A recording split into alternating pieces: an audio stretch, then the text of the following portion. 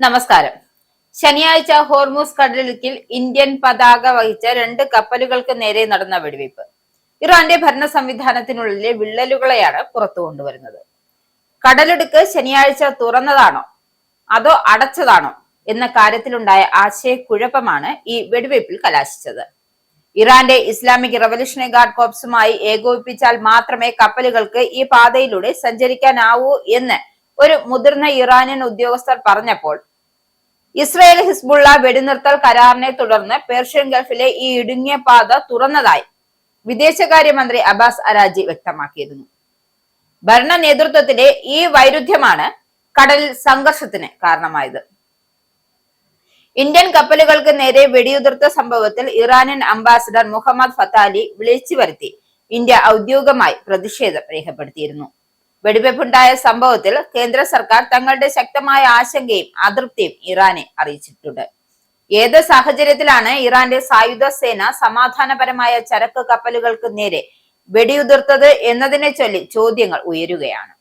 ഇറാന്റെ ആഭ്യന്തര രാഷ്ട്രീയവും ഭരണ സംവിധാനത്തിലെ ആശയക്കുഴപ്പങ്ങളും ഈ സംഭവത്തിന് പിന്നിലെ വലിയ പങ്ക് വഹിച്ചിട്ടുണ്ട് എന്നാണ് വിലയിരുത്തപ്പെടുന്നത്.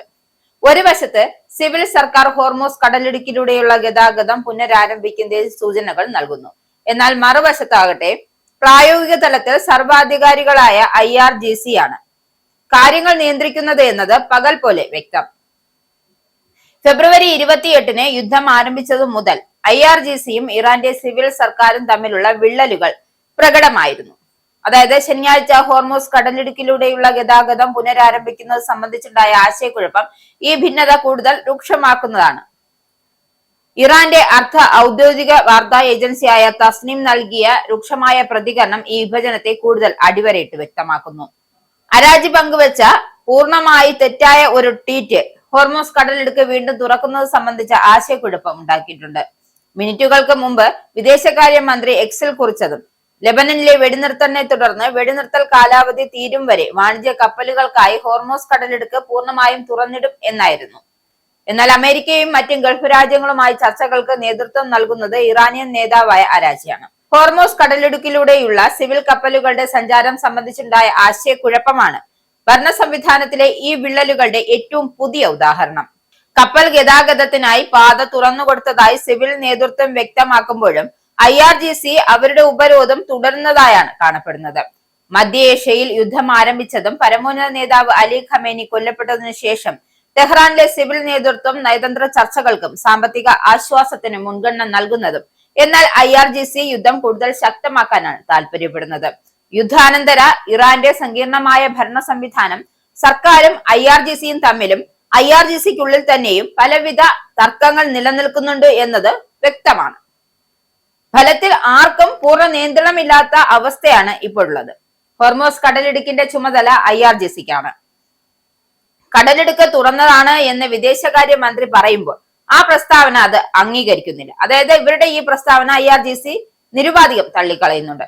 ഹോർമൂസ് കടലിടുക്കിൽ തങ്ങളാണ് നിയന്ത്രണം എന്ന് IRGC ഉറപ്പിച്ചു പറഞ്ഞ മണിക്കൂറുകൾക്കുള്ളിൽ ശനിയാഴ്ച ഈ പാതയിലൂടെ കടന്നുപോകാൻ ശ്രമിച്ച 2 ഇന്ത്യൻ ചരക്ക് കപ്പലുകൾക്ക് നേരെ വെടിവെപ്പുണ്ടായി. ഇതിലൂടെ 20 ലക്ഷം ബാരൽ ഇറാഖി എണ്ണയുമായി പോയ ഒരു സൂപ്പർ ടാങ്കറും ഉൾപ്പെടുന്നുണ്ട്. വെടിനിർത്തൽ ചർച്ചകളിൽ ഹോർമൂസ് കടലിടുക്ക് തുറക്കുന്നത് പ്രധാന വിഷയമായി മാറിയിരിക്കുകയാണ്. കടലിടുക്ക് തുറന്നിടുന്നതിനെ അടിസ്ഥാനമാക്കിയായിരിക്കും യുദ്ധം അവസാനിപ്പിക്കുന്നതിനെ കുറിച്ചും മറ്റ് കരാറുകളെ കുറിച്ചും ചർച്ച ചെയ്യുക എന്ന് US പ്രസിഡന്റ് ഡൊണാൾഡ് ട്രംപ് ആവർത്തിച്ച് വ്യക്തമാക്കുന്നുണ്ട്.